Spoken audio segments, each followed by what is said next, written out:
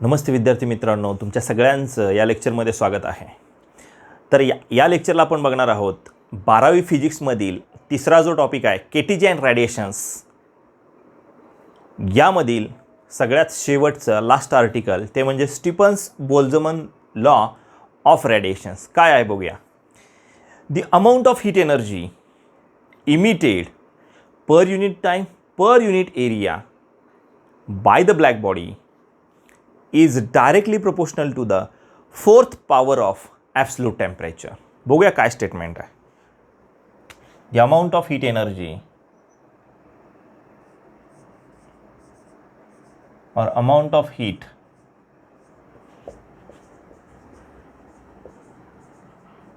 emitted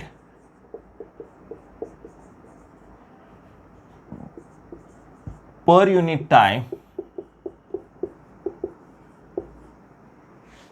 per unit area.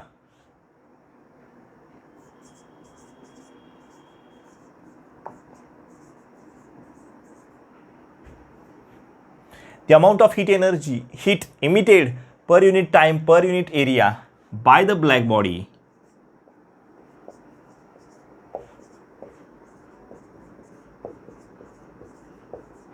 is directly proportional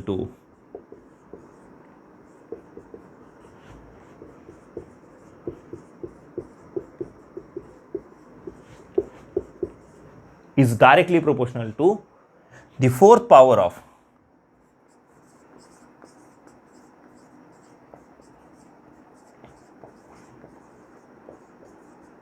absolute temperature.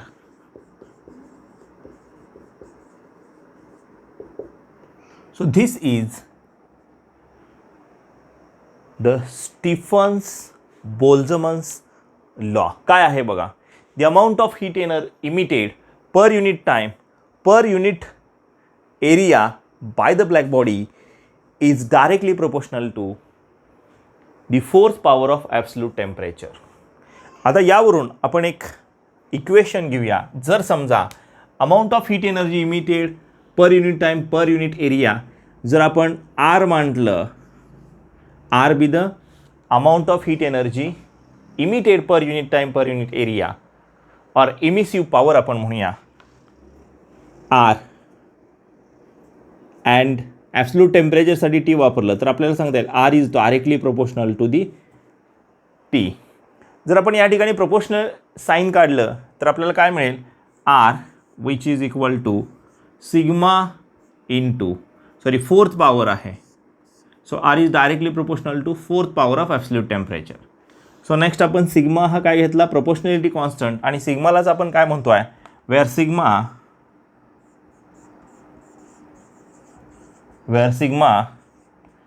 Is Stefan's constant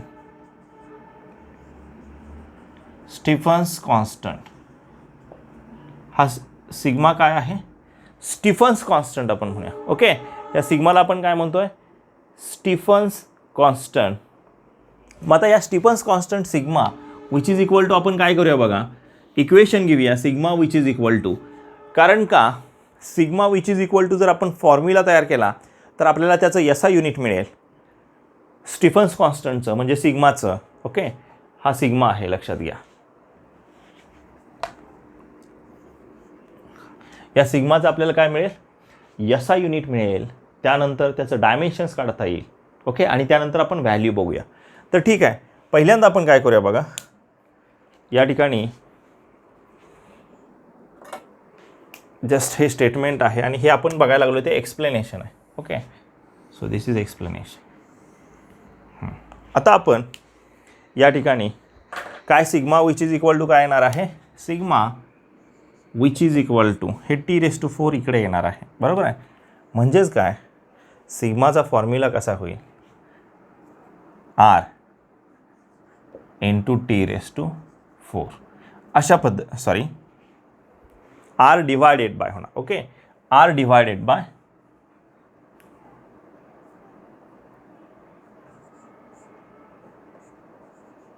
T⁴. पण R काय आहे, R amount of heat energy emitted per unit time per unit area, म्हणजे आपण त्याला emissive power आणि capital E आपण लेटरनं दाखवतो आहे. म्हणजे काय, म्हणजे आपल्याला माहीत आहे, ह्या अगोदर आपण बघितलं आहे, E which is equal to amount of heat energy emitted per unit time per unit area, that is called as emissive power. Or आपण हेच कसं दाखवतोय, आर या लेटरनं सुद्धा दाखवतो, R which is equal to amount of heat energy emitted per unit time per unit area, अशा पद्धतीनं सुद्धा आपण दाखवतो. तर आरची व्हॅल्यू आपल्याला ठेवता येईल Q upon T A, Q B the amount of heat energy. वरच्या इक्वेशनमध्ये जर आपण ठेवली आरची व्हॅल्यू तर आपल्याला काय मिळेल बघा, sigma which is equal to आरची value Q upon T into A ठेवली इंटू 1/T⁴. आता या ठिकाणी प्रत्येकाचं आपण काय करूया बघा, या ठिकाणी प्रत्येकाचं आपण एसआय युनिट लिहूया. ओके, सो क्यूचं एसआय युनिट आपल्याला अमाऊंट ऑफ हीट आहे, हीट म्हणजे जूल आलं, टी म्हणजे टाईमसाठी आहे सेकंद आलं, ए म्हणजे area metre square SI unit, आणि टी म्हणजे टेम्परेचर केल्विन. म्हणजे कशा पद्धतीनं आपल्याला याचं एसआय युनिट लिहिता येईल बघा, या ठिकाणी आपण करूया. So SI unit of sigma unit of sigma be the Stefan's constant. Okay, बघा या फॉर्म्युल्यावरून, सो सिग्मा काय सांगता येईल, joule per second into metre square into 1/T म्हणजे केल्विन, टेम्परेचर केल्विन⁴ असं आपल्याला युनिट मिळालं. ओके, मग आता या ठिकाणी काय करूया, जूल पर सेकंद काय आपल्याला माहीत आहे, जूल पर सेकंद म्हणजे काय, वॅट. सो आपल्याला सांगता येईल इथं हे काय होणार आहे, वॅट होईल, वॅट पर. म्हणजे दुसऱ्या पद्धतीनं आपल्याला काय सांगता येईल, or sigma which is equal to watt per metre square into kelvin. बघा हे आपल्याला त्याचं एसआय युनिट सांगता येईल, watt per metre square into kelvin. अशा पद्धतीनं आपल्याला केल्विन⁴. ओके, अशा पद्धतीने इक्वेशन सांगता येईल. किंवा हेच आपण कसं लिहू शकतो आहे, हे जी पॉवर जी डिनॉमिनेटरला आहे ती sigma or that sigma which can be return the value or SI unit watt space metre and kelvin. So अशा पद्धतीनं पण आपण हेच इक्वेशन किंवा हेच एसआय युनिट आपण या ठिकाणी लिहू शकतो आहे. तर हे सुद्धा तुम्हाला MCQसाठी विचारलं जाऊ शकतं. आता आपल्याला याचं डायमेन्शन्स काढायचं आहे, म्हणजे सिग्मा म्हणजे स्टीफन्स कॉन्स्टंटचं डायमेन्शन्स. बघूया या बाजूला dimensions of sigma.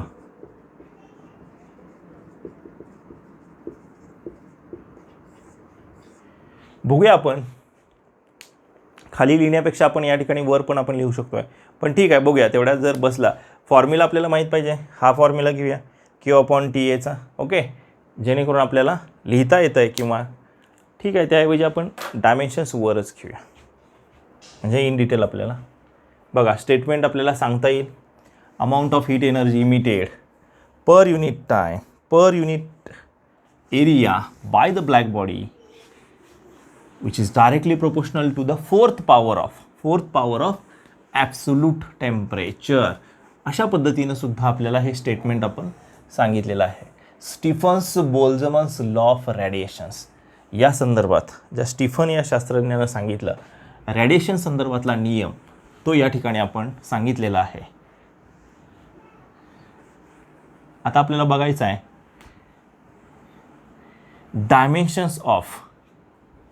Dimensions of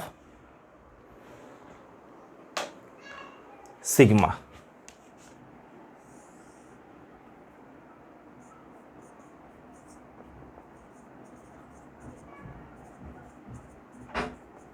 sigma म्हणजे काय, स्टीफन्स कॉन्स्टंट आहे, लक्षात घ्या. मग सिग्माचा आपल्याला फॉर्म्युला माहीत पाहिजे, sigma which is equal to काय आहे आर, म्हणजेच या ठिकाणी आरची व्हॅल्यू पण ठेवूया Q upon T into A into 1 upon T raise to 4. Okay, प्रत्येकाचा आपण या ठिकाणी आता डायमेन्शन्स ठेवूया म्हणजे आपल्याला मिळू शकते बघा कशा पद्धतीनं. तर या ठिकाणी आपण जस्ट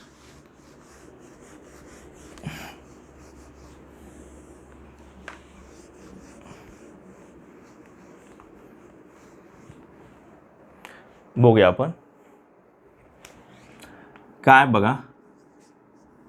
क्यू म्हणजे अमाऊंट ऑफ हीट एनर्जी आपल्याला माहीत आहे, एनर्जी किंवा हीट त्याचं dimensions m1 L2 T raise to -2 हीटचं झालं, डिवायडेड बाय टी म्हणजे time, so T raise to 1 आलं. एरिया, एरिया म्हणजे लांबी गुणले रुंदी L1 L raise to 2 into 1 upon T म्हणजे केल्विन म्हणजे टेम्परेचर, टेम्परेचरचं काय त्याच्यासाठी आपण के वापरतो notation, so K raise to 4. अशा पद्धतीनं आपल्याला साधारणतः प्राथमिक स्वरूपात प्रत्येक टर्मचं आपण काय केलेलं आहे डायमेन्शन्स लिहिले. आता आपल्याला काय करायचं आहे बघा, ह्या टर्म सगळ्या आपल्याला वर आणता येते.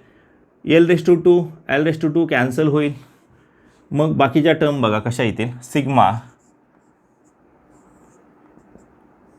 एम रेस टू 1 इथं आहे, खाली कुठंच नाही म्हणजे फायनल करूया आपण M race to 1 final.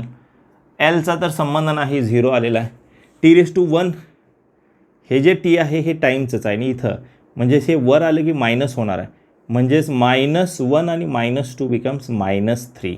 Okay, पुढं केल्विन रेस टू 4 आहे, ते पण अंशस्थानी आल्यानंतर काय होणार raise to -4. So this is the dimensions of Stephen's constant m raised to 1 t raised to -3 and k raised to -4. अशा पद्धतीनं आपल्याला सांगता येईल m raised to 1 t raised to -3 आणि k raised to -4. तर हे स्टीफन्स कॉन्स्टंटच्या संदर्भात आपण बघितलं, त्याचं SI युनिट बघितलं. त्यानंतर आता त्याची सगळ्यात महत्त्वाची काय त्याची व्हॅल्यू जी आहे ती व्हॅल्यू बघूया. व्हॅल्यू खूप महत्त्वाची आहे बघा. व्हॅल्यू हे युनिट आहे, value of sigma that is Stefan's constant. काय व्हॅल्यू आहे, अतिशय सोप्या पद्धतीनं आपल्याला लक्षात ठेवता येईल. 5, 6, 7 इथं पॉईंट द्यायचा, 5.67 गुणुले 10 वजा 5, 6, 7 नंतर किती येतं 8. काय याचा युनिट वॅट, कुठलं पण द्या यामधलं. Okay, joule per second metre square into kelvin raise to 4 द्या किंवा हे द्या watt, watt metre raise to -2 kelvin raise to -4 हे पण द्या. हे कशाचं आहे sigma, watt metre raise to -2 आणि केल्विन रेस टू -4. तर आपल्याला ह्या ज्या व्हॅल्यू मिळालेल्या आहेत, इथं आपण युनिट बघितलं. ओके, युनिट ऑफ सिग्मा, इथं आपण डायमेन्शन्स बघितलं आणि इथं आपण व्हॅल्यू बघितल्या. ओके, तर हे अतिशय महत्त्वाचं आत्ता जे आपण पाहिलेलं आहे युनिट, डायमेन्शन्स आणि व्हॅल्यू. तर व्हॅल्यू लक्षात ठेवायचं 5, 6, 7, 8 वजा 8 द्या फक्त हां, आणि हे मात्र तुम्हाला लक्षात ठेवावं लागेल. अशा पद्धतीनं आपण सिग्मा म्हणजे स्टीफन्स कॉन्स्टंटविषयी आपल्याला थोडक्यात माहिती सांगता येईल. ओके, बघा समजलं का बघा.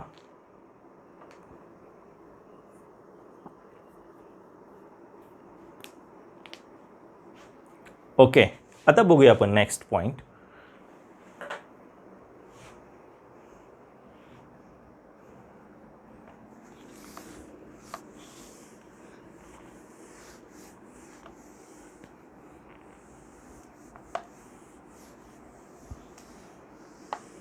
थोडंसं आपण एक्सप्लेनेशन बघूया.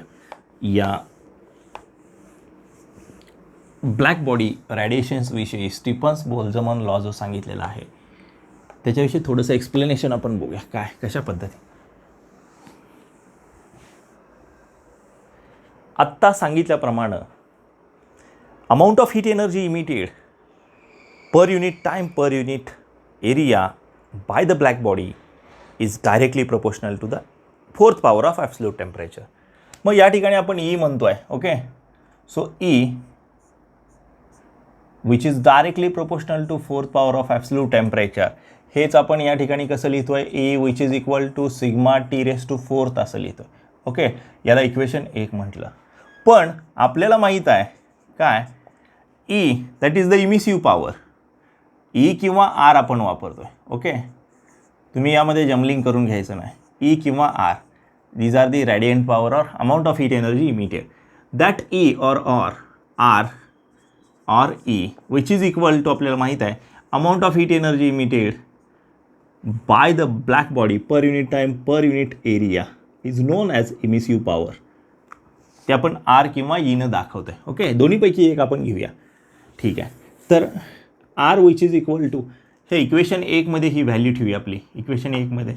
मग काय होईल बघा, putting in equation first we get, काय येणार आहे बघा या ठिकाणी, इक्वेशन 1 मध्ये ठेवली काय, Q upon T into A which is equal to sigma into T raise to fourth. Okay, ह्याला इक्वेशन नंबर 2 आपण म्हटलं. ओके, अशा पद्धतीनं आपण इथंपर्यंत.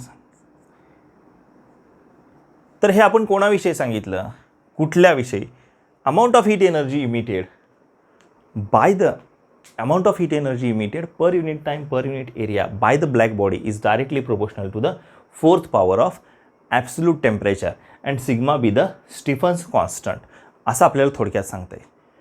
आता जर समजा आपण अशा पद्धतीने घेतलं, समजा एक ब्लॅक बॉडी अशा सराउंडिंगमध्ये ठेवली की ज्या सराउंडिंगचं तापमान कमी आहे. उदाहरणार्थ याच रूममध्ये ब्लॅक बॉडी आणली, ब्लॅक बॉडीचं टेम्परेचर खूप जास्त आहे आणि या रूम टेम्परेचर आपण म्हणूया, सराउंडिंग म्हणूया, त्याचं टेम्परेचर कमी आहे. तर त्यावेळेस आपल्याला कशा पद्धतीनं सांगता येईल बघा, सपोज कसं एक्सप्लेन करता येईल, consider that T be the temperature of black body and T0 be the temperature of surrounding in which that black body which can be kept. आता आपल्याला माहीत आहे, जर समजा उष्ण वस्तू एखादी, आता इथं ब्लॅक बॉडी घेतो आहे, एखादी उष्ण वस्तू जर कमी तापमान असलेल्या सराउंडिंगमध्ये ठेवली तर साहजिकच काय होणार आहे, त्या वस्तूकडून उष्णता उत्सर्जित होणार आहे, इमिट होणार आहे आणि काही वेळानंतर त्याचं तापमान जे आहे ते कमी होणार आहे. म्हणजे त्याच्याकडून उष्णतेचा लॉस होणार आहे, त्याच्याकडून काय होणार आहे, उष्णता कमी होणार आहे, ती सराउंडिंगला जाणार आहे आणि सराउंडिंगची उष्णता वाढणार आहे. थोडक्यात आता इथं आपल्याला स्टेप बाय स्टेप कशा पद्धतीनं लिहिता येईल in detail. When amount of heat energy emitted by that black body, कसं लिहिता येईल आपल्याला, amount of heat radiated by black body बी म्हणूया आपण, कशा असेल, काय सांगता येईल अमाऊंट ऑफ हीट एनर्जी, तर आपल्याला साहजिकच सांगता येईल कशा पद्धतीनं, ई किंवा R which is directly proportional to sigma into T raise to fourth, अशा पद्धतीनं असेल. मग आता हीच अमाऊंट ऑफ हीट एनर्जी सराउंडिंगकडून कशी असेल बघा, amount of heat energy or heat radiate, heat absorb, आता काय होणार आहे, सराउंडिंगकडून ॲब्सॉर्ब होणार आहे, हीट ॲब्सॉर्ब बाय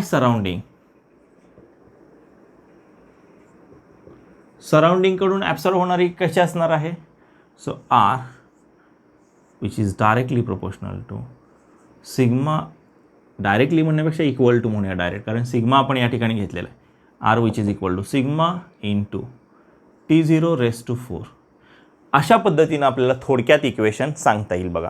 कशासाठी, जर एखादी वस्तू, उष्ण एखादी वस्तू जर आपण ठेवली तर या पद्धतीनं आपल्याला त्याचं इक्वेशन लिहिता येईल. कारण सिग्मा इंटू T⁴ आणि सिग्मा इंटू T⁴. मग आता या ठिकाणी बघा काय सांगता येईल आपल्याला. जर समजा आता या आपण काय म्हटलं की ब्लॅक बॉडी जिचं तापमान जास्त आहे ती कमी तापमान असलेल्या सराउंडिंगमध्ये ठेवली की साहजिकच त्याच्याकडून लॉस होणार आहे. तो नेट लॉस आपण काढूया. Net loss by the black body कसा काढता येईल बघा.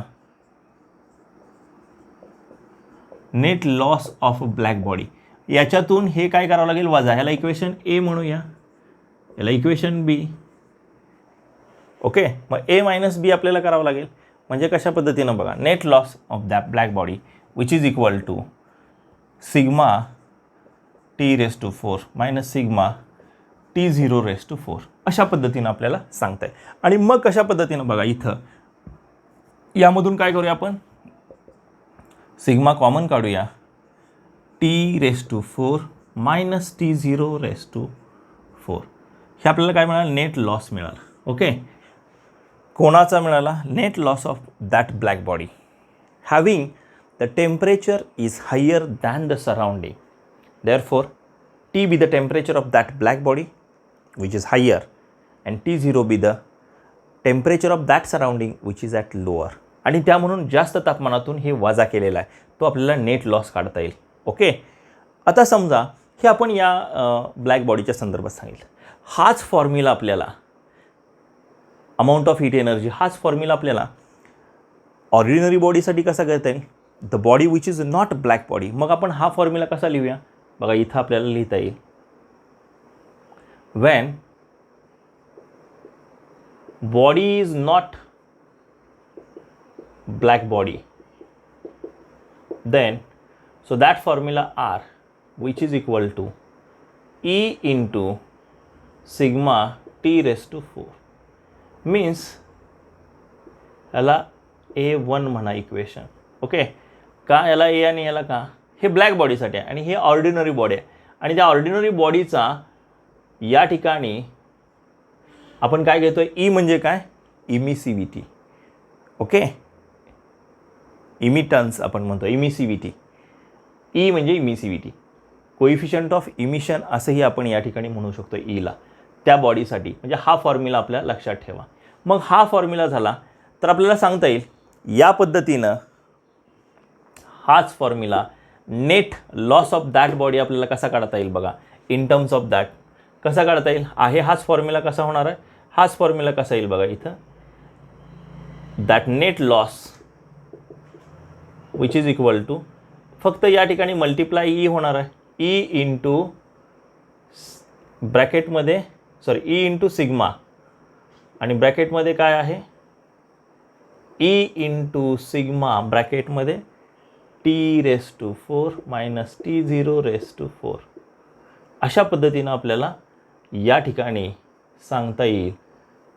हा नेट लॉस पण आपल्याला काढता येईल. बघा कशा पद्धतीनं आपण या ठिकाणी काढलेला आहे. जर बॉडी ब्लॅक बॉडी नसेल तर ओके या पद्धतीनं आपण काढू शकतो. म्हणजे ऑर्डिनरी बॉडीसाठी net loss of energy per unit time per unit area E into sigma T⁴ minus T⁴. Okay, अशा पद्धतीनं आपल्याला काढता येईल.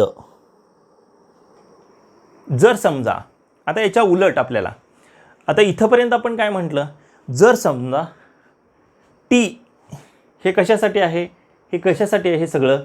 When T is greater than T⁴ he condition आहे. का तर ब्लॅक बॉडीचं तापमान हे ऑर्डिनरी किंवा आपण म्हणूया सराउंडिंगपेक्षा कसं आहे जास्त आहे. त्यावेळेस ह्या कंडिशन. जर याच्या उलट असेल तर काय होणार आहे रे. या ठिकाणी T⁴ येईल. जर समजा इथं आपण म्हटलं इफ आहे हेच इथं घेऊया बघा.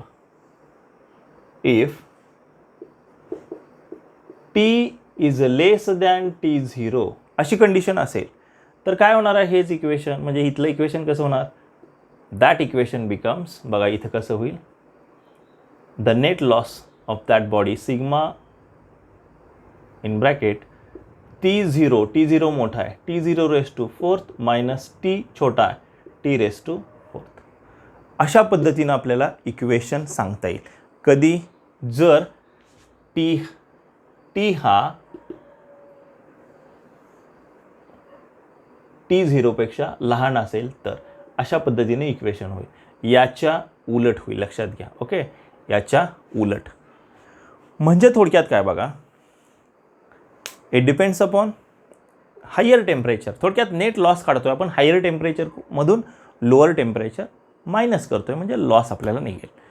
आता amount of heat energy if, बघा आपल्याला दुसरं, आपल्याला हे समजलं का बघा अगोदर, त्यानंतर आपण नेक्स्ट लास्ट पॉईंट बघूया. समजलं? आता बघा, जर ॲब्सोल्यूट टेम्परेचर आपल्या बॉडीचं जर डबल केलं तर पॉवर रॅडिएटेड बाय दॅट बॉडी ही किती होते हे आपल्याला बघायचं आहे. बघा या ठिकाणी बघूया. त्या अगोदर हे समजलं असेल तुम्हाला. Okay, so this is explanation.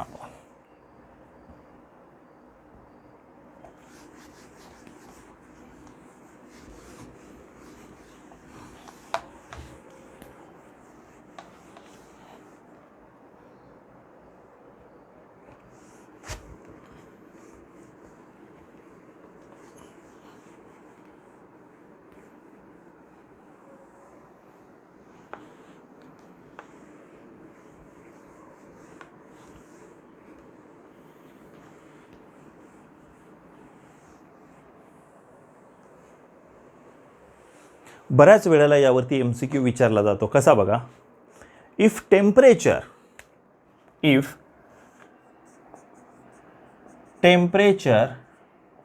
Of the body gets doubled,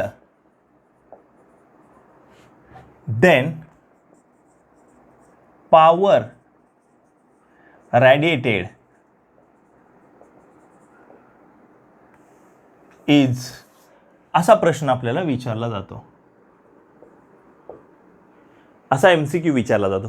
जर तापमान डबल केलं एखाद्या ब्लॅक बॉडीचं, तर त्याच्यापासून पॉवर जी रॅडिएट होणार आहे ही किती पट असेल बघूया आपण इक्वेशनच्या साहाय्याने. आपल्याला माहीत आहे. सो अमाऊंट ऑफ, या पॉवर रॅडिएशन संदर्भातला आपला जो नियम आहे R which is equal to sigma into T⁴. Okay, हे इक्वेशन 1 आहे. आता आपण हेच इक्वेशन या कंडिशनसाठी जर डबल असेल तर, ओके, R आपल्याला काढायचं आहे. ओके, R ह्याला म्हणूया नेक्स्ट, Rx म्हणूया, power radiated Rx is equal to असं म्हणूया, हे जे काढणार आहे. सो सिग्मा इंटू किती आहे, पहिल्यापेक्षा डबल केलेले आहे. मग तापमान इथं ठेवा, 2 केलं, 2 इंटू T⁴.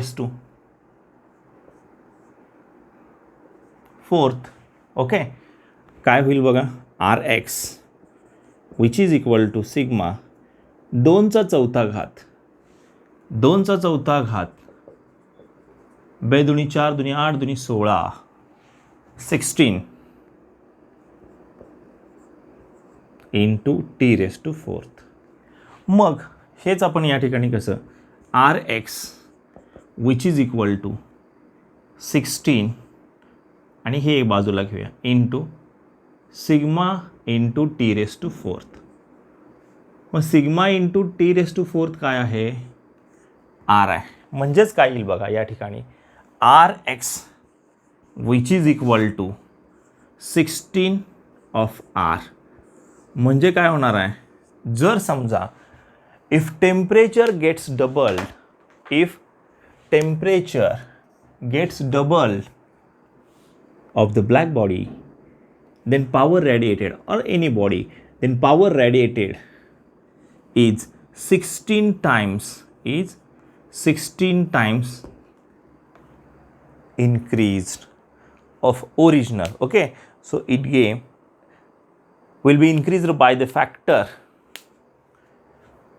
2⁴, म्हणजेच 16 असेल जर डबल केलं तर. याचा चौथा घातांक, थोडक्यात ट्रिपल केलं तर 3चा चौथा घातांक येईल, 4 टाइम्स केलं तर 4⁴. समजा ट्रिपल केलं तर 3 गुणले 3 गुणले 3 गुणले 3, 3चा चौथा घात आपल्याला माहीत आहे, 3 त्रिक 9, 9 त्रिक 81, त्रिक जे काय असेल ते. ओके, ते आपल्याला या ठिकाणी व्हॅल्यू ठेवता येईल, एवढ्या पट व्हॅल्यू होणार आहे. म्हणजे अशा पद्धतीनं हा तुम्हाला MCQ बेस्ड हा क्वेश्चन तुम्हाला अशा पद्धतीचा विचारला जाऊ शकतो. हे फक्त डबल केलं आहे, ट्रिपल केलं आहे, 4 टाइम्स, त्याचा घातांक विचार. ओके, धन्यवाद. जर तुम्हाला समजलं असेल तर लाईक करा, तुमच्या मित्रांना शेअर करा आणि अजूनपर्यंत तुम्ही देवेन सर फिजिक्स गुरु हा यूट्यूब चॅनल जर सबस्क्राईब केला नसेल तर सबस्क्राईब करा.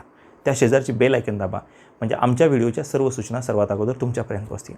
आणि KTG अँड रेडिएशनचे सर्व टॉपिक्स तुम्हाला प्लेलिस्टला मिळतील. त्याची लिंक मी डिस्क्रिप्शनमध्ये देईन. धन्यवाद.